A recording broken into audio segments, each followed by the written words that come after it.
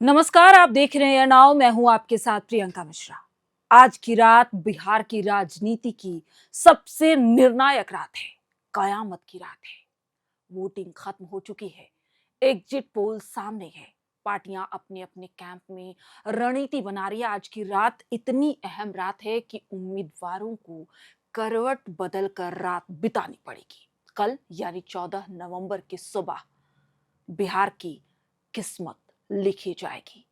कौन बनेगा मुख्यमंत्री, ये सबके मन में एक सवाल है। उम्मीदवार जिनके लिए आज की रात जो है वो काफी अहम है।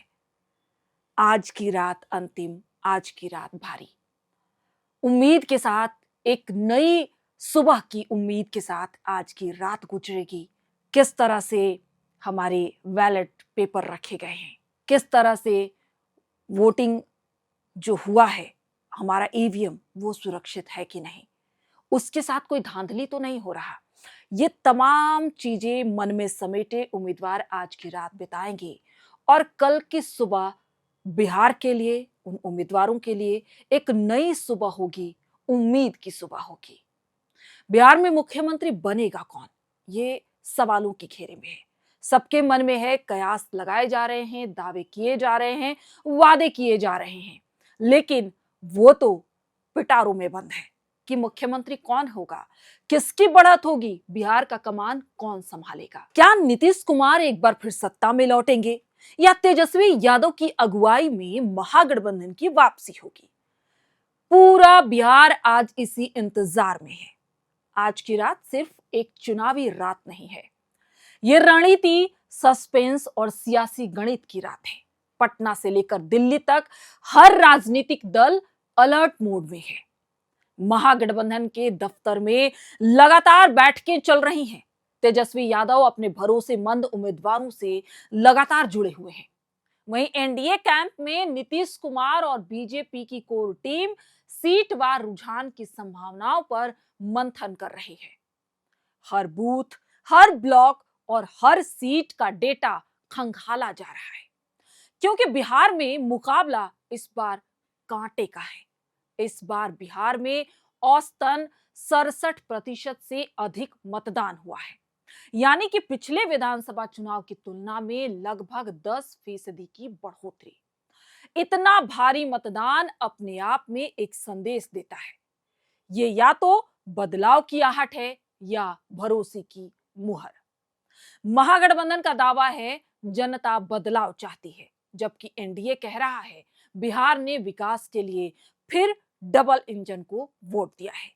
लेकिन सच्चाई यह है कि इतने भारी मतदान के बाद किसी भी ओर झुकाव तय नहीं किया जा सकता।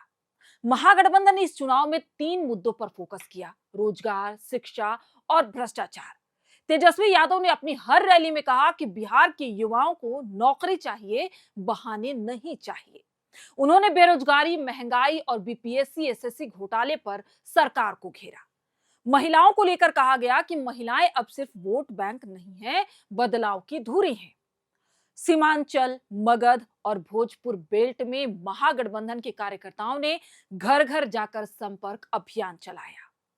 आरजेडी ने अपनी पारंपरिक एम वाइज समीकरण के साथ महादलित, कोयरी और कुर्मी वोट बैंक में भी सेंध लगाई है।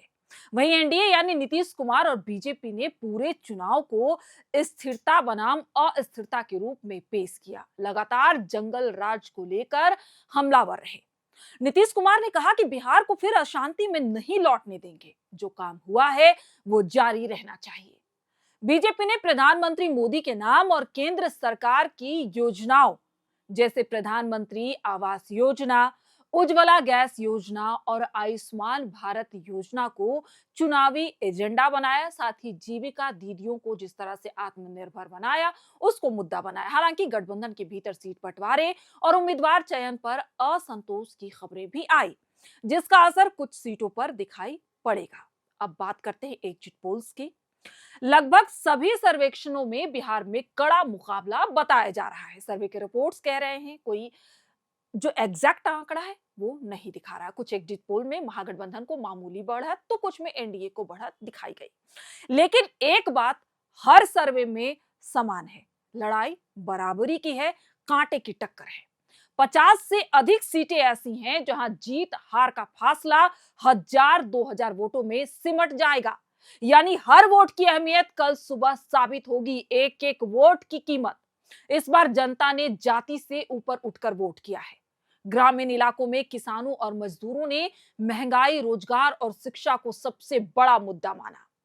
शहरी वोटरों ने प्रशासनिक सुस्ती और भ्रष्टाचार को लेकर असंतोष जताया।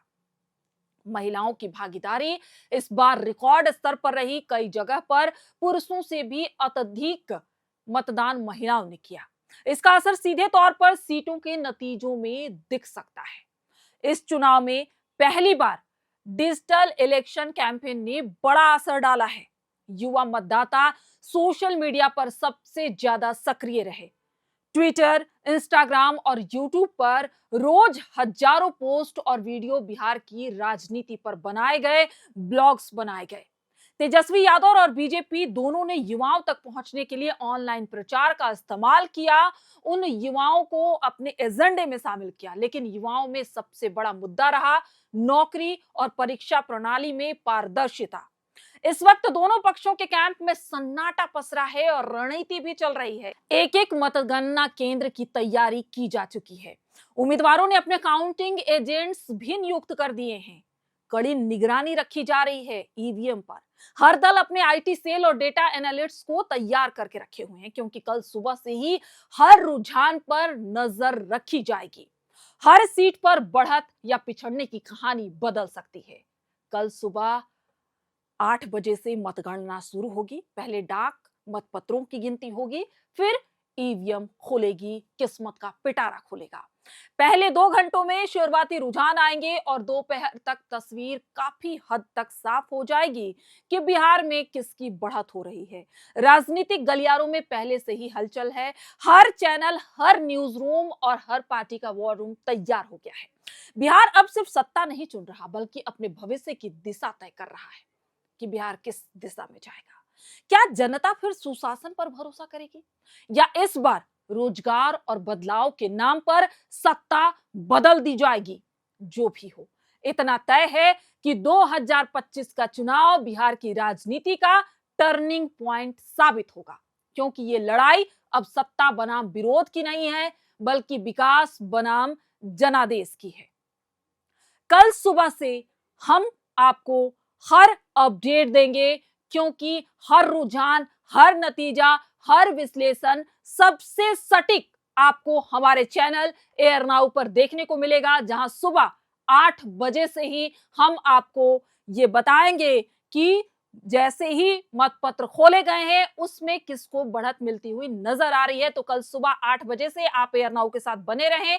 तमाम जो रुझान आएंगे वो एग्जैक्ट डाटा के साथ हम आपको बताएंगे। गुमराह हम नहीं करेंगे, हम वो एग्जैक्ट फिगर ही आपके साथ साझा करेंगे जो इलेक्शन कमीशन का होगा, जो ग्राउंड पे हमें दिखेगा, हम वो एग्जैक्ट आपको फिगर बताएंगे। दोपहर तक ये क्लियर हो जाएगा कि बिहार में किसकी सरकार बन रही है, मुख्यमंत्री कौन बनेगा। तब तक के लिए आप सभी का बहुत बहुत शुक्रिया हमारे साथ बने रहने के लिए। हमारे चैनल को ज्यादा से ज्यादा सब्सक्राइब करें। कल का दिन आप सभी के लिए भारी है, हमारे लिए भारी है, क्योंकि हमारा न्यूज रूम भी पूरी तरह से तैयार हो चुका है कल के लिए। यानी कि कल 14 नवंबर है।